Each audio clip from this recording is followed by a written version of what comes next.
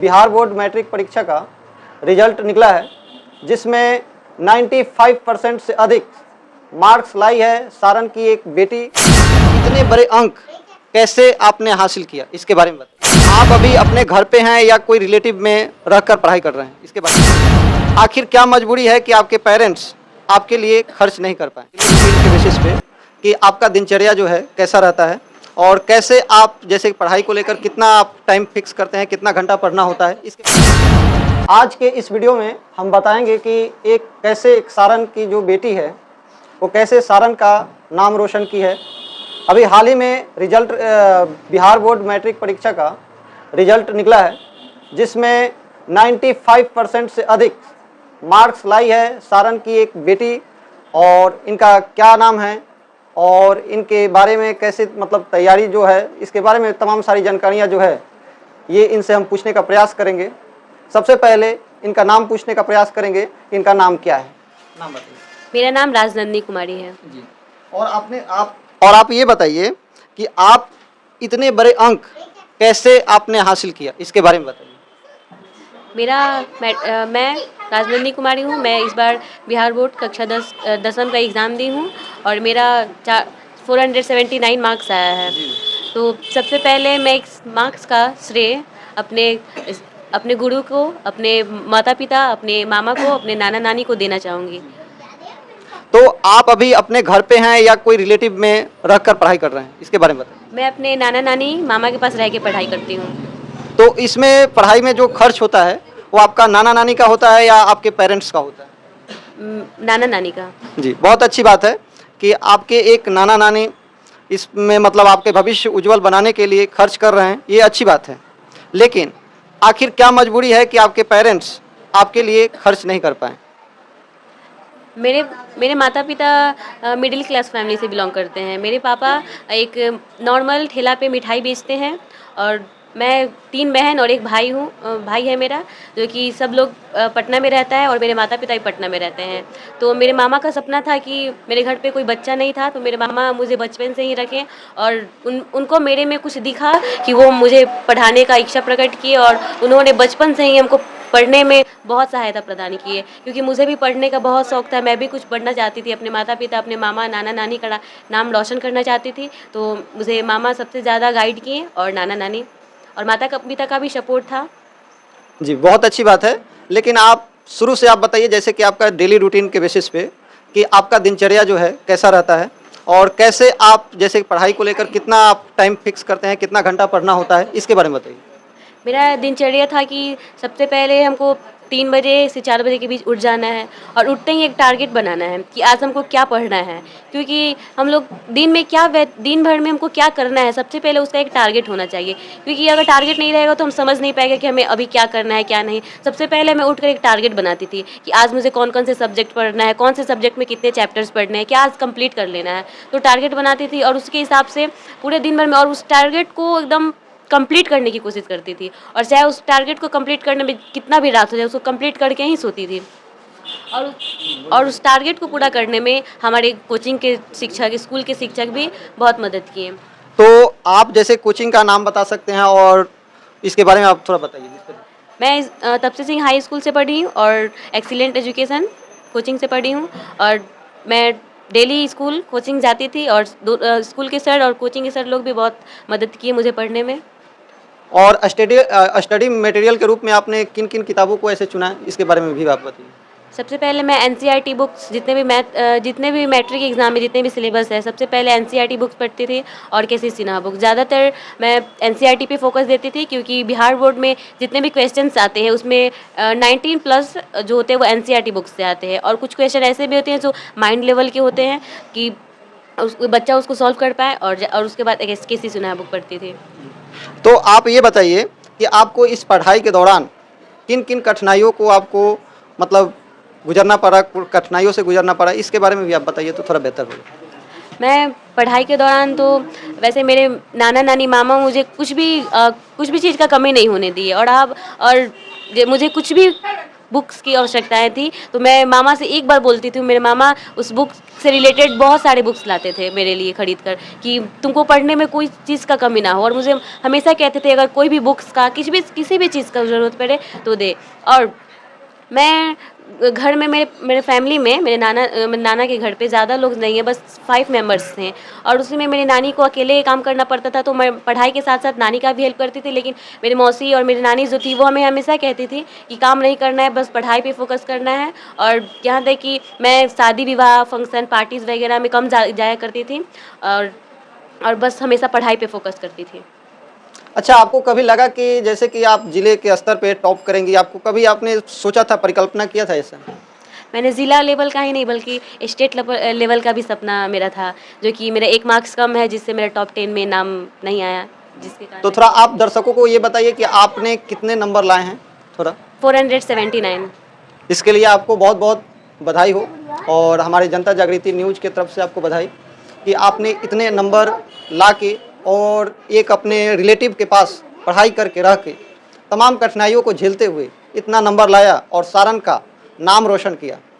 तो इसके लिए आप बहुत बहुत आपको बधाई। लेकिन आपसे एक सवाल एक रहेगा, तो आपके जो कोचिंग के जो टीचर हैं, जिन्होंने आपको इतने बड़े अंक को प्राप्त करने में उन्होंने किस तरीके से आपको पढ़ाई कराया, तमाम वो चीज़ें जो टिप्स जो होते हैं, जो नोट्स जो बनाना होता है, वो किस तरह से आपको मदद की के डायरेक्टर है कृष्णा कुमार सर, और मैनेजमेंट डायरेक्टर है धनंजय कुमार सर। जी जी। इन्होंने हमारे पढ़ाई में बहुत ज़्यादा मदद किया। सबसे पहले तो ये कोचिंग में जब पढ़ाई होता था तो हमेशा जब भी मुझे प्रॉब्लम्स होता था तो मैं सर से बोलती थी, सर उसे एकदम बेसिकली उसको क्लियर करते थे। और यहाँ तक कि भी जब मुझे कोई डाउट होता था तो मैं लास्ट में रुक कर उसको क्लियर करके ही जाती थी, चाहे वो कितना रात का 7 भी बज जाए 8 भी बज जाए, मैं उसको क्लियर करके ही घर आती थी। उसके लिए मेरे मामा भी मुझे लेने आते थे, या फिर कुछ कारणवश मेरे मामा नहीं आ पाते थे तो मेरे सर लोग मुझे घर पे छोड़ दिया करते थे, रात हो जाता था तो।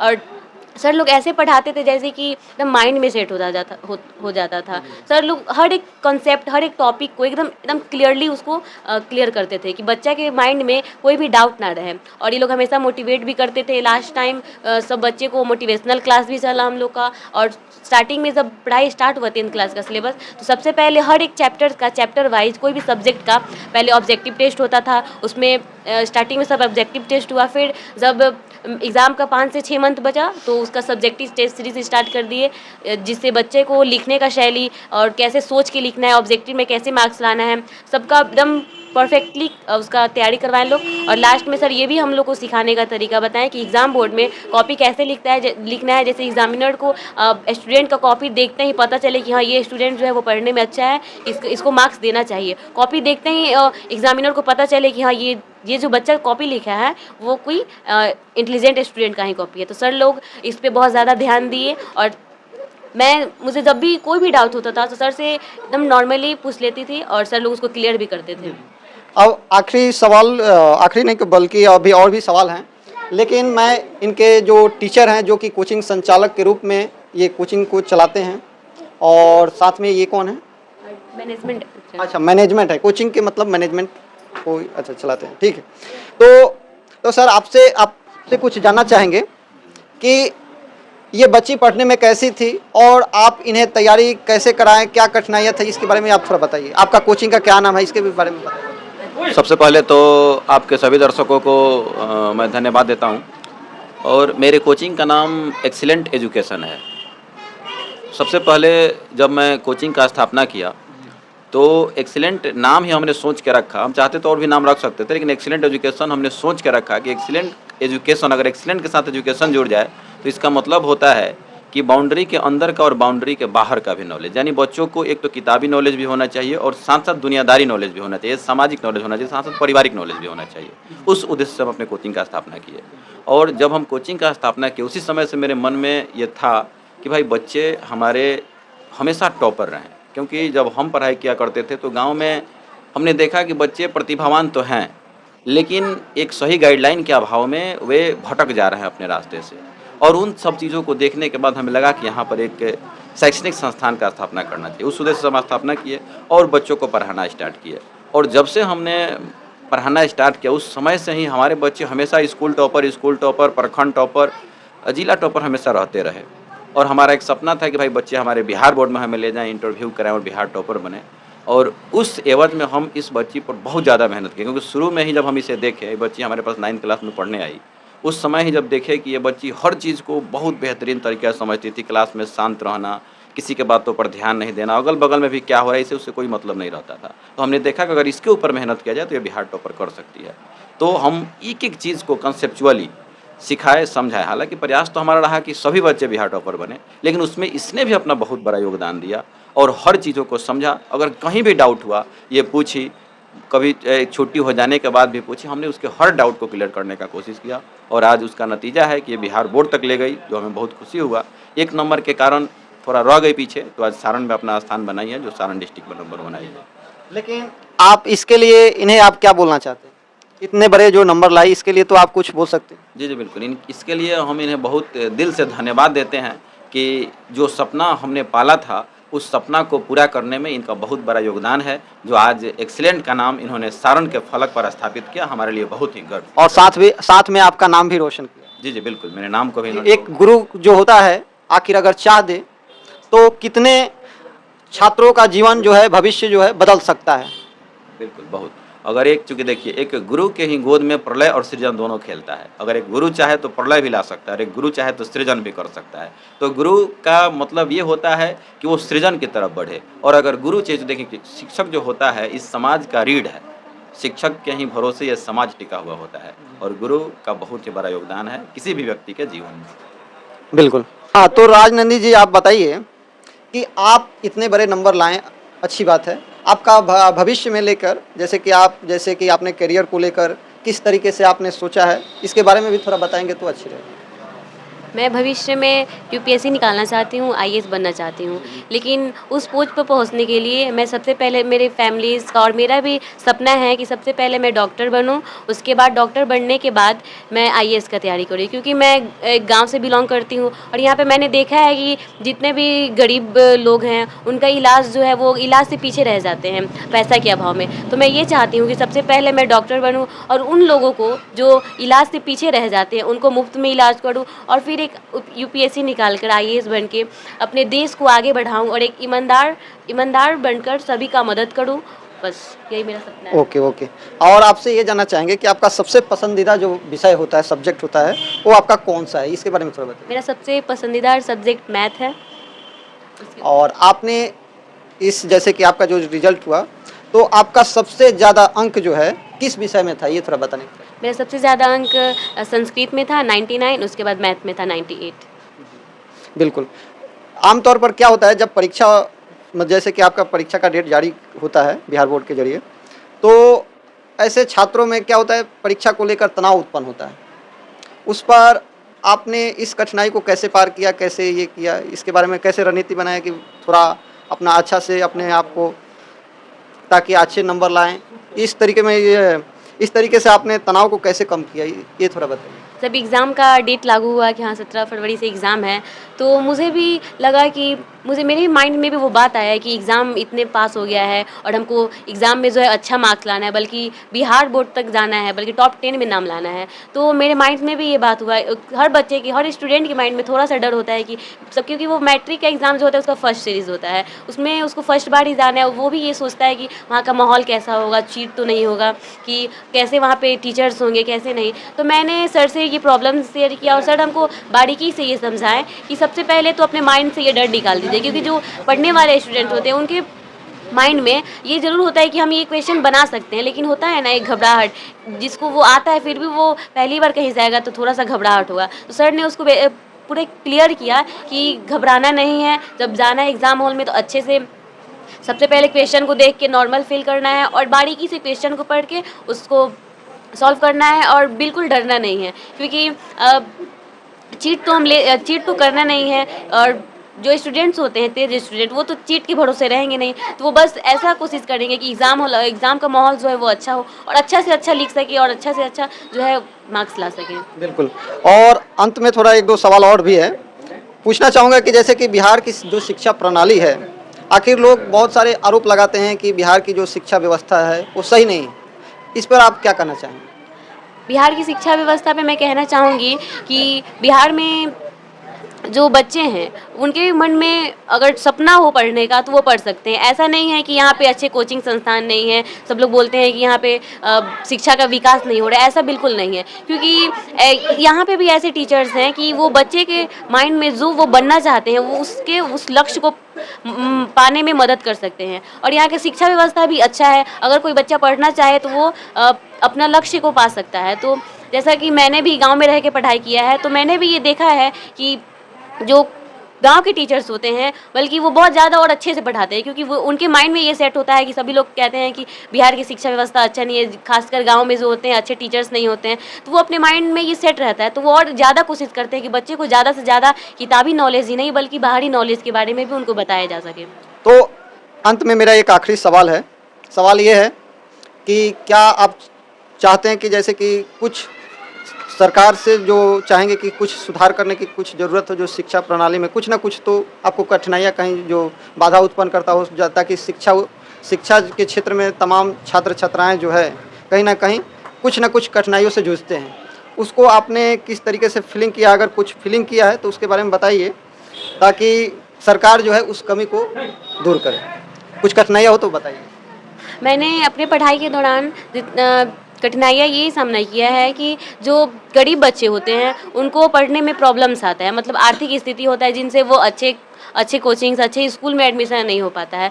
तो मैं बस यही कहना चाहूँगी कि बिहार सरकार को मदद करना चाहिए उन गरीब बच्चों को कि वो उनका जो सपना है वो पढ़कर पूरा कर सके। क्योंकि मैं भी गरीब फैमिली से बिलोंग करती हूँ, तो मैंने भी ये कठिनाइयाँ झेला है। तो मेरे मामा मुझे इतने मदद कर रहे थे तभी मैं आज यहाँ तक पहुँच पाई हूँ, क्योंकि मैं भी मिडिल क्लास फैमिली से ही बिलोंग करती हूँ। तो मैं ये नहीं चाहती हूँ कि वो बच्चे हैं जो शिक्षा के क्षेत्र में पीछे रह जा रहे हैं उनको बिहार सरकार मदद करे कि वो भी अपना, क्योंकि हर एक बच्चे के अंदर कुछ ना कुछ टैलेंट है, हर एक बच्चा में वो टैलेंट है जो उजागर नहीं हो पाता है कुछ कारणवश। तो मैं चाहती हूँ कि वो भी बच्चे पढ़े जिनको पढ़ने का मौका नहीं मिल रहा है। जी बिल्कुल।